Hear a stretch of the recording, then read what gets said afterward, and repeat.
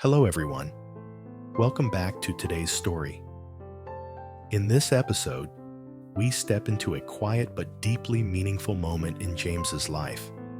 The first time he cooks a meal with his own hands for Diep and little Nye. There are no dramatic confrontations, no loud arguments, just an ordinary afternoon that slowly turns into something unforgettable.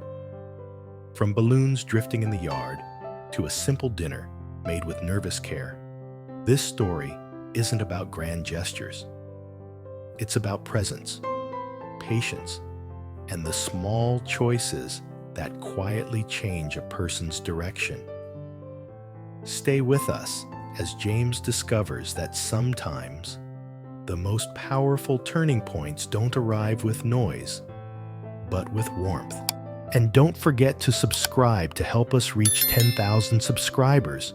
Your support truly means the world to us. The afternoon sun stretched lazily across the small yard, wrapping everything in a soft golden glow that made time feel slower than usual. Light filtered through the leaves of the old tree standing near the fence, scattering gentle shadows across the ground. The air was warm but comfortable, carrying the faint scent of soil, grass, and something quietly familiar: home.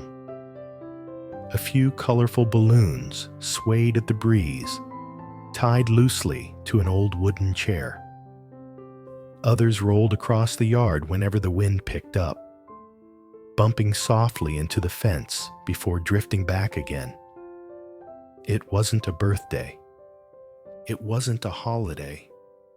But to James, this afternoon felt more important than many celebrations he had experienced before. Today was the first time he would cook for Diep and little Nye. Nye sat on the ground, legs stretched out, holding a balloon tightly in her small hands. She took a deep breath, cheeks puffing up until they turned pink, and blew as hard as she could. The balloon barely changed shape. She stared at it for a second, confused, then burst into laughter and fell backward onto the grass. Her laughter echoed through the yard, clear and bright, instantly lightening the atmosphere.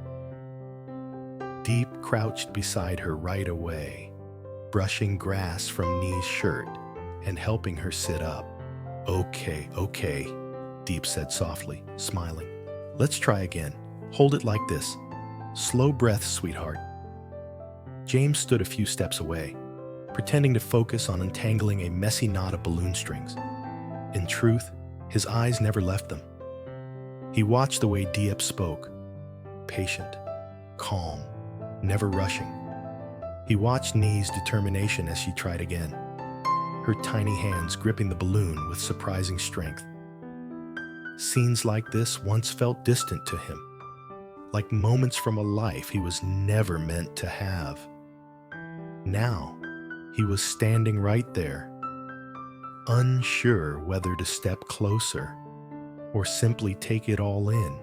When Nye finally managed to blow enough air into the balloon for it to hold its shape, her eyes widened in disbelief. "I did it!" she shouted proudly, holding it up. James laughed and stepped closer. "You really did. That's perfect." He tied the balloon carefully, double-checking the knot before handing it back to her. Nye hugged it tightly, as if afraid it might disappear. James felt something loosen in his chest, a tension he hadn't even realized he was carrying. Without saying much, he reached into his bag and pulled out a few children's books. The covers were colorful, slightly worn at the edges, clearly chosen with care. He placed them neatly on the old wooden table in the yard, straightening them until they were perfectly aligned. After dinner, he said casually, glancing at Nye, "We'll read together. Maybe review some letters too." Nye groaned dramatically, dropping her head back, but there was no real protest. Diep looked up at James then. Their eyes met for just a brief moment, but in that silence, a quiet gratitude passed between them. James noticed it and quickly looked away, unsure how to respond without making the moment heavy. The afternoon drifted on. James and Diep worked side by side, finishing a couple of wooden frames they had started earlier for planting vegetables. Diep moved with confidence, measuring, sawing, and hammering with steady hands. James followed her instructions carefully, occasionally stopping to ask questions. Sometimes he held a piece at the wrong angle. Sometimes he drove a nail in crooked. "You're holding the hammer too tight," Diep teased lightly. "I don't want to mess it up," James replied. "It's okay to mess up," she said gently. "You can always fix it." Her words stayed with him longer than she probably realized. As the sun dipped lower, the sky shifted into warm shades of orange and pink. The frames were finally set into the soil, sturdy and straight. James stepped back, wiping sweat from his forehead, and looked around the yard. It wasn't large. It wasn't impressive, but it felt alive, like something new was quietly taking root. Diep brushed dirt from her hands and hesitated, glancing toward the house. "Why don't you stay for dinner?" she asked softly. "Nye's been talking about it all day." James paused, then nodded. "I was actually hoping you'd let me cook." Diep blinked, clearly surprised. "You want to cook?" He laughed awkwardly. "Just once. I want to try. I've been thinking about it all day." Inside the house, the kitchen was modest but warm. The familiar smell of rice and spices lingered faintly in the air. James rolled up his sleeves, suddenly very aware of how serious this felt to him.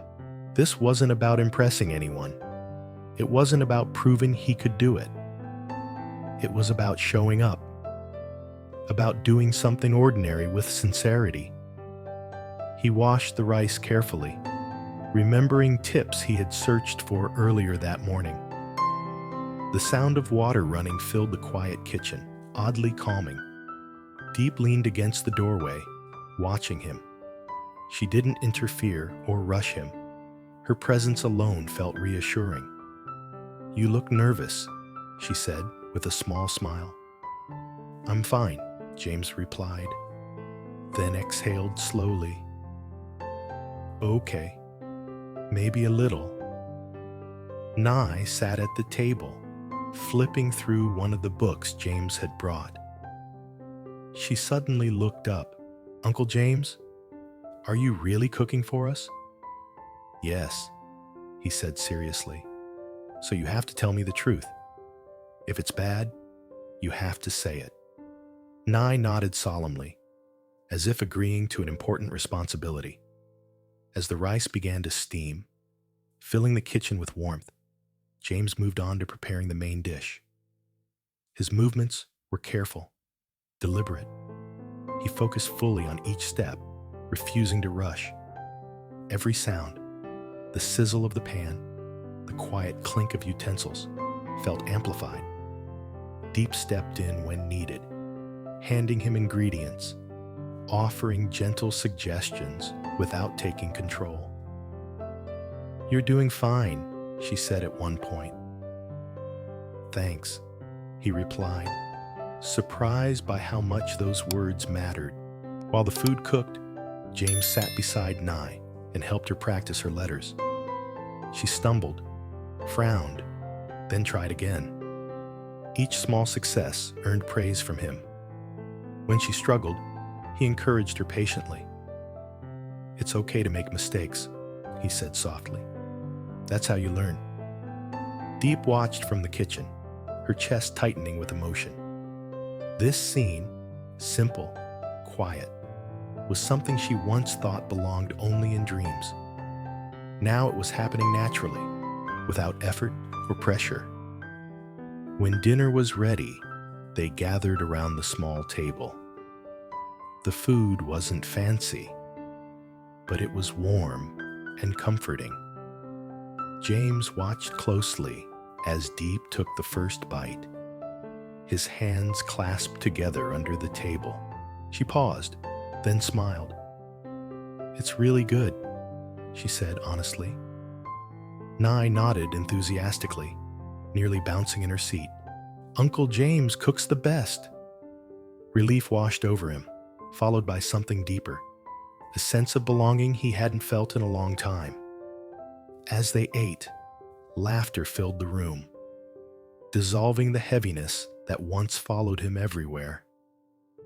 That evening, as a gentle breeze carried the scent of rice and earth through the open window, James felt a quiet shift inside himself. This wasn't about escaping the past. It was about choosing something new. In this small house, with simple food and shared laughter, he felt the beginnings of a real home forming. Slowly, gently, but undeniably. Night didn't arrive suddenly. It crept in slowly, as if giving the small house time to breathe after a long, gentle day. The sky outside faded from pale blue to deep indigo, and the first stars appeared quietly, one by one. Inside, the warm glow of the single light bulb filled the room, softening every edge and shadow. After dinner, Nye insisted, very seriously, that she was old enough to help clean up. She stood on her tiptoes, gripping her small plate with both hands, her brows furrowed in concentration. James followed closely behind her, matching her slow steps, his hands hovering near the plate just in case. "I can do it," Nye said, sensing him there. "I know you can," James replied gently. "I'm just walking with you." She reached the sink safely and placed the plate inside, turning back with a proud smile that made Diep laugh quietly. Diep wiped her hands on a towel, watching the two of them with an expression that mixed warmth and something deeper, relief perhaps. There was no rush in her movements, no tension in her shoulders. The house felt settled, as if it recognized peace when it arrived. When everything was cleaned up, Nee tugged at James's sleeve. "Can we go outside again?" she asked. "Just for a little bit," Diep said, opening the door. The yard looked completely different at night. The balloons from earlier still floated gently, their bright colors now muted under the moonlight. Fireflies blinked on and off near the fence, and crickets filled the air with a steady rhythm. Nee ran toward the balloons, tapping each one lightly, giggling every time it bobbed away from her hand. James stood near the doorway for a moment, taking it all in. The cool night air brushed against his skin, carrying the faint smell of soil and leaves. His chest felt lighter than it had in a long time. Diep stepped outside and handed him a cup of warm tea. "You didn't have to do all of that today," she said quietly, looking out at the yard. "I wanted to," James replied, "not because I felt like I should, just because it felt right." Diep nodded slowly. It showed. Nye felt it too. They stood side by side for a while without speaking, listening to the sounds of the night. James realized how rare this kind of silence was, the kind that didn't feel awkward or heavy, the kind that didn't demand explanation. Eventually, Nee grew tired and rubbed her eyes. Inside, she climbed onto the bed with her favorite blanket and reached for one of the books James had brought. "You read," she said firmly, patting the space beside her. James sat down, opening the book carefully. He changed his voice for each character, sometimes dramatically, sometimes softly. Nye laughed at the silly parts, interrupting him with questions that wandered far from the story itself. "Why is he scared?" she asked at one point. "Because he doesn't know what will happen," James answered. "Oh," she said thoughtfully. "I get scared too sometimes." James paused, then smiled. "That's okay. Everyone does." As the story went on, Nee's voice grew quieter. Her questions slowed, her eyelids fluttered, and before James reached the last page, she was already asleep. Her small hand rested against the book, fingers curled loosely. James stayed still, afraid that even breathing too loudly might wake her. He watched her chest rise and fall in a steady rhythm, feeling something settle deep inside him. He carefully placed the book on the bedside table and stepped back into the living area. Diep was folding clothes, her movements calm and unhurried. "She's asleep," he said softly. "She always sleeps better after someone reads to her," Diep replied. "Thank you." They sat down at the small table, the same table where they had shared dinner earlier. The room felt different now, quieter, more honest, stripped of distractions. Outside, the night continued its slow song. "I wasn't sure I could do this," James admitted after a long pause. "Be here like this. I used to think peace only came after everything was settled, after every problem was solved." "And now?"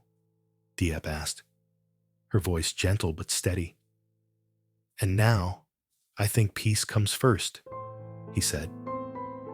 "And we figure everything else out while standing inside it." Diep looked down at her hands for a moment, then back up at him. "You don't have to have everything figured out," she said. "I don't either. I just need honesty and consistency." James nodded. "I can do that." He stayed that night. Not because he was asked, not because he felt obligated, but because leaving felt unnecessary. He slept on the small couch, listening to the quiet sounds of the house, the wind brushing against the walls, the distant bark of a dog somewhere far away. For the first time in a long while, his sleep was deep and uninterrupted. Morning arrived softly. Pale sunlight slipped through the thin curtains, tracing warm lines across the floor. James woke before anyone else, disoriented for a brief moment before remembering where he was. He sat up slowly, rubbing his eyes, and smiled to himself. From the kitchen came the quiet sound of movement. Diep was already awake, preparing breakfast. "You're up early," she said when she noticed him. "Old habits," he replied. "Want some help?" She handed him an apron without hesitation. They moved around the kitchen easily, almost instinctively. James sliced vegetables, while Diep prepared rice and heated water. There was no awkwardness, no need to fill the space with conversation. The silence felt comfortable, shared. Nee shuffled in a few minutes later, hair messy, eyes half open, dragging her blanket behind her. She stopped when she saw James. "You're still here?" she said, surprise softening into a sleepy smile. "Good morning," James replied. After breakfast, James offered to take Nye outside while Diep cleaned up. They sat on the steps, watching the sun rise higher. Nye played with a small wooden toy, occasionally glancing up at James, as if checking that he hadn't disappeared. "Uncle James?" she said suddenly. "Yes?" "Will you cook again?" He laughed quietly. "If you help me." She nodded seriously, I can help. I'm good at helping. Later that morning, James helped Diep tend to the garden frames they had built. They planted seeds carefully, pressing soil down gently with their hands. "These will take time," Diep said. "You won't see anything right away." "I don't mind," James replied. "Some things are worth waiting for." As the day went on, James realized something important. This wasn't about replacing his past or pretending it didn't exist. It was about building something new, slowly, without forcing it into a shape it wasn't ready for.